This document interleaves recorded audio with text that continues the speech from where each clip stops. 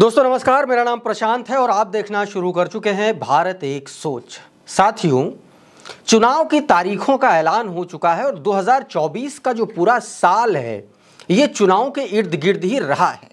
2023 के आखिर से अगर आप देखेंगे तो राजस्थान, मध्य प्रदेश, छत्तीसगढ़, तेलंगाना और शुरुआत में अगर देखेंगे तो उसमें आप 2 स्टेट और जोड़ लीजिए, हिमाचल भी जोड़ लीजिए और उसके अलावा कर्नाटक भी जोड़ लीजिए।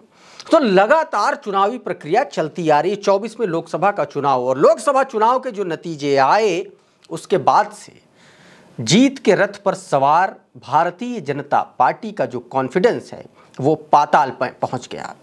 और उसके पीछे का जो सबसे बड़ा कारण था वो था समाजवादी पार्टी और कांग्रेस पार्टी का उत्तर प्रदेश में शानदार प्रदर्शन। समाजवादी पार्टी ने 37 लोकसभा सीटों पर जीत दर्ज की। कांग्रेस पार्टी ने 17 सीटों पर चुनाव लड़कर के 6 सीटों पर जीत दर्ज की और भारतीय जनता पार्टी अपनी 19 की टैली से एकदम धरातल पर आ गई, आधे पर आ गई। और इसी चुनावी नतीजे आने के बाद इसी उत्साह पर सवार होकर समाजवादी पार्टी को अब यह लग रहा है कि सपा भी राष्ट्रीय पार्टी का दर्जा हासिल कर सकती है। और इसी के मद्देनजर समाजवादी पार्टी अभी महाराष्ट्र में होने वाले विधानसभा चुनाव में मजबूती के साथ ताल ठोकने जा रही है।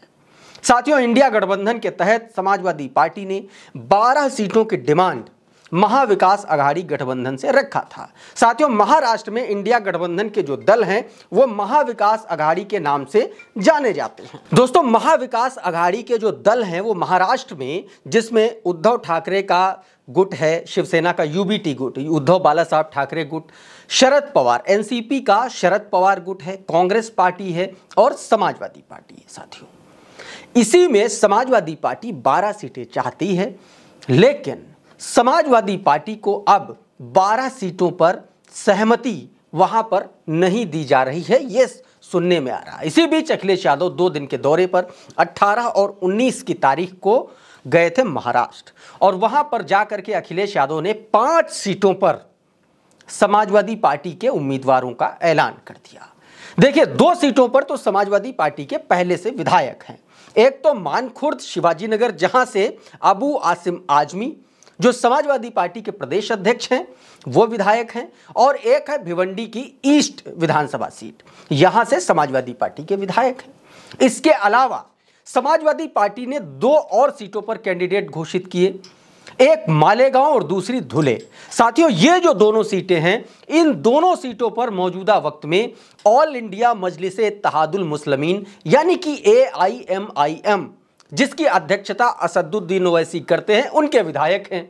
समाजवादी पार्टी को इस बात का दावा कर रही है कि इस सीट पर इंडिया गठबंधन के बैनर तले अगर शरद पवार गुट, उद्धव ठाकरे गुट और कांग्रेस पार्टी इन दोनों सीटों पर उनका समर्थन करे तो समाजवादी पार्टी के लिए ये दोनों सीटें सबसे ज्यादा फेवरेबल हैं, सबसे ज्यादा आसानी से निकल जाने वाली हैं। यानी कि 2 सीटों पर सपा के पहले से विधायक है, भिवंडी ईस्ट और मानखुर्द शिवाजीनगर, और 2 सीटें धुले और मालेगांव, यहां पर असदुद्दीन की पार्टी के जो विधायक हैं। 4 सीटों, इसके अलावा एक और सीट पर भिवंडी वेस्ट लोकसभा विधानसभा जो सीट है वहां से भी समाजवादी पार्टी ने अपने कैंडिडेट का ऐलान कर दिया है। साथियों, इस सीट के पीछे जो सबसे बड़ा दावा यह है कि भिवंडी वेस्ट सीट जो है वो समाजवादी पार्टी ने 2009 के विधानसभा चुनाव में जीती थी, लेकिन 2014 और 2022 के विधानसभा चुनाव में इस सीट पर सपा ने चुनाव नहीं लड़ा था। अब समाजवादी पार्टी को यह लगता है कि वेस्ट सीट पर वो जीत सकती है अगर यहां पर कांग्रेस पार्टी और इंडिया गठबंधन के वो दल इसका सहयोग कर दें तो। इसी आधार पर समाजवादी पार्टी साथियों 7 सीटों की अब डिमांड कर रही है। पहले 12 सीटों की डिमांड कर रही थी, अब समाजवादी पार्टी 7 सीटें मांग रही है। कह रही है कि भाई 12 नहीं दे सकते तो कम से कम 7 तो दे ही सकते हैं।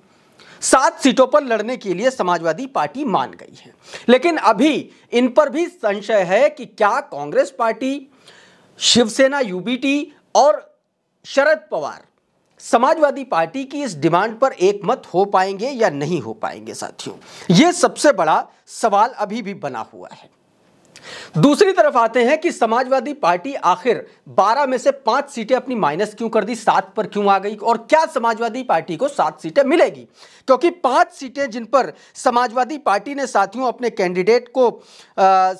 कैंडिडेट्स का ऐलान किया है, उसमें अगर आप देखेंगे तो जो 5 सीटें हैं वहां पर समाजवादी पार्टी ने अच्छा प्रदर्शन किया है और करती आई है।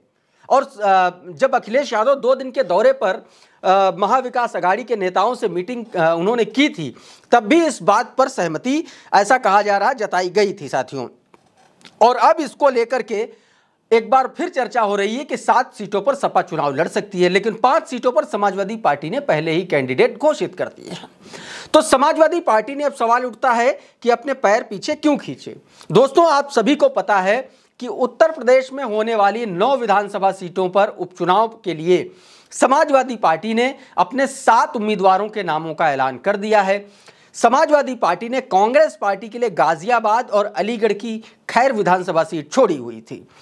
अंदर खाने से खबर यह आ रही है कि कांग्रेस पार्टी इन दोनों ही सीटों पर लड़ने की इच्छुक नहीं है और इसके लिए कांग्रेस पार्टी ये चाहती है कि महाराष्ट्र में जो समाजवादी पार्टी है वो अपनी सीटों की जो संख्या है, जो डिमांड कर रही है, वो कम कर ले।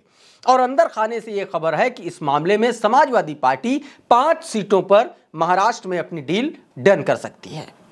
तो साथियों, ये एक अंदर की खबर थी, मुझे लगा आपको बताना चाहिए कि आखिर समाजवादी पार्टी किस आधार पर महाराष्ट्र में चुनाव लड़ रही है, क्यों ये सीटें मांग रही है और क्यों उसको लगता है कि ये सीटें वो जीत सकती है। क्योंकि सपा का इन सीटों पर पहले से अच्छा प्रभाव रहा है, उसने बता दिया कि कैसे कैसे प्रभाव रहा है, कैसे कैसे सपा इन सीटों पर जीत दर्ज करती आई है।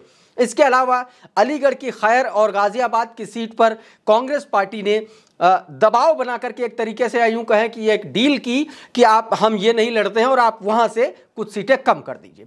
तो साथियों, अब डील लगभग क्लोज हो चुकी है, लेकिन आप आश्चर्य मत मानिएगा कि अगर महाराष्ट्र में समाजवादी पार्टी अगर 5 से भी कम सीटों पर चुनाव लड़ जाए। तो साथियों, अभी के इस वीडियो में फिलहाल इतना ही। बहुत बहुत शुक्रिया, बहुत बहुत धन्यवाद। आप जुड़े रहिए भारत एक सोच के साथ। नमस्कार।